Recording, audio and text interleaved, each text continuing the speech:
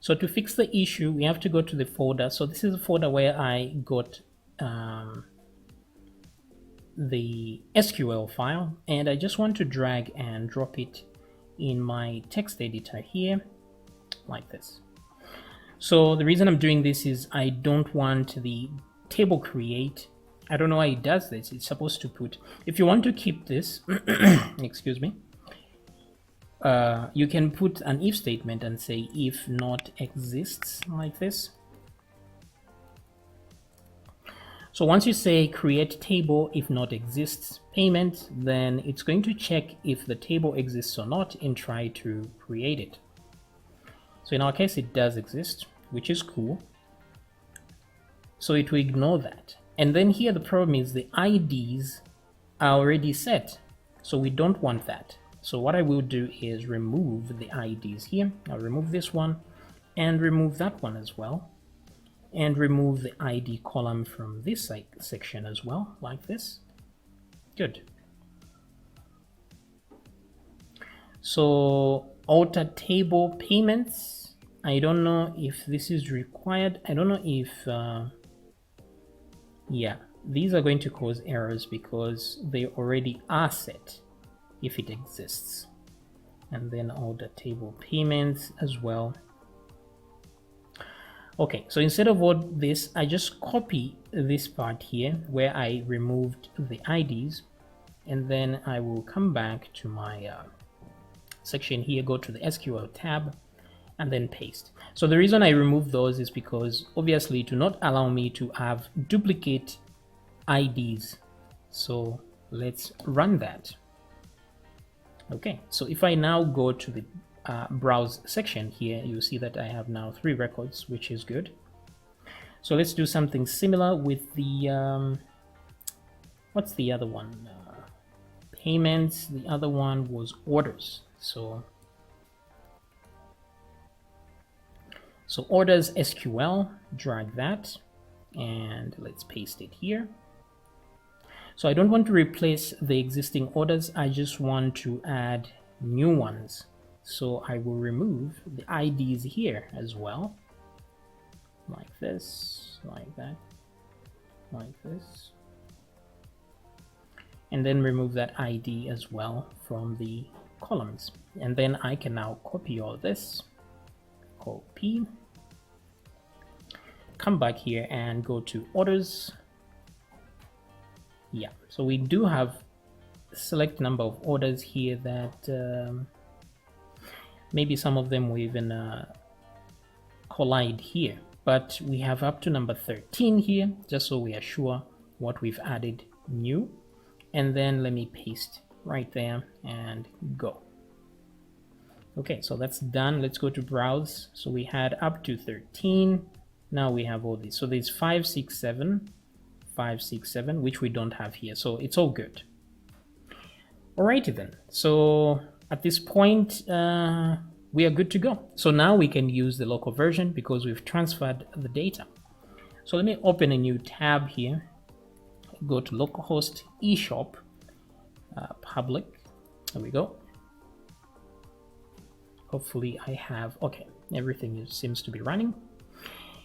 And now all I have to do is create a function that will detect what orders I have paid for. So let's go to the login page here. Let me log in here. Now I can then go to account. All right, so seems we do have a problem. So uncaught error, array column. Okay, so let's see what we have here. So profile.php on line 37. No problem, errors are nothing to worry about. So which profile.php is this though? This is in the controllers. No problem. Controllers, profile.php, boom. So it's saying on line 37 we have a problem. And what problem is that? A type error. Argument 1 must be of array. No problem. 37, where are we? 37, right here. Array column. So the reason this is happening is because, like I mentioned earlier, I didn't carry some of the order details that were supposed to be carried for these orders. So it turns out some orders have no order details, and this is why we have this error here. So it's always good to check if something is an array before you try to get something like totals, for example. So here it says totals, it's got array column, and then get that total, and then grand total array sum of totals, like here. So instead, what we should do here is get this grand total. Since we are going to have to use it anyway here, is to declare it first. So I'm going to copy this, put it here. I'll declare it and just put it at 0, since we know this is just a number. And then totals here is going to be array details. Now it turns out there are no details here as well, so we're supposed to check if details exist. So we'll say if details, and then we'll put the brackets. That way we put these two guys in here, like so.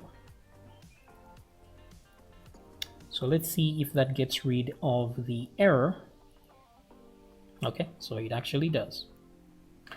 And here we have our orders here. Let me zoom out a bit. So there we go.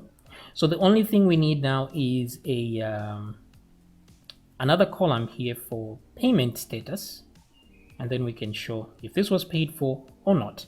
So let's add a column first, and then we can deal with the function that shows us whether it's paid or not. So here on the order details, once we get the details here, how do we actually display this? Let's see, get order details, and there is it. So we don't, wait a minute, orders.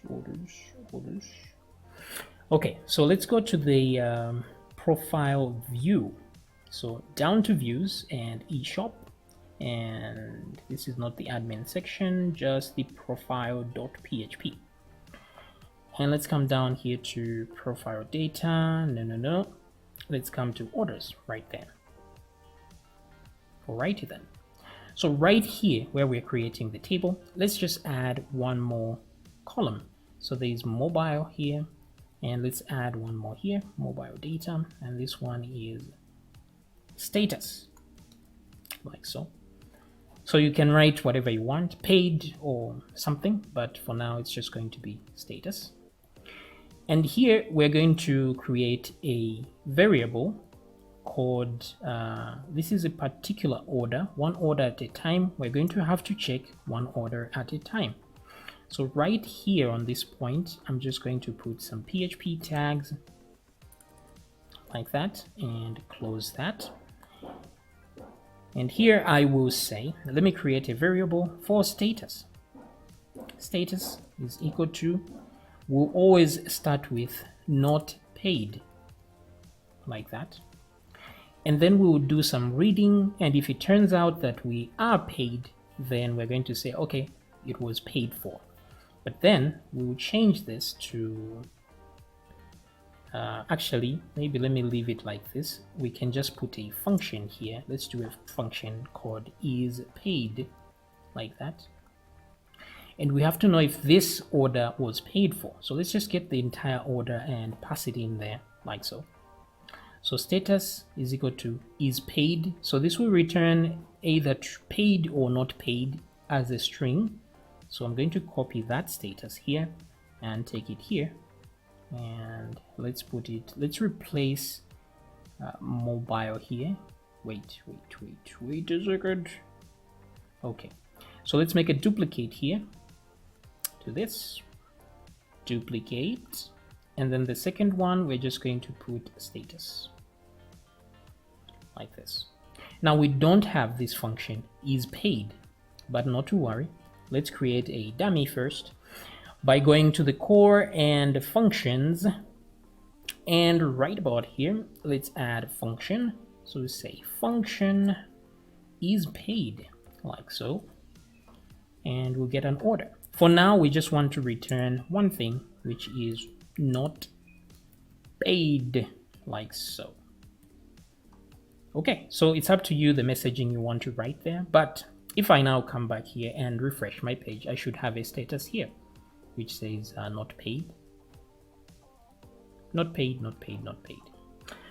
All right, so in the next video, let's see how we can have this change to paid when somebody actually paid.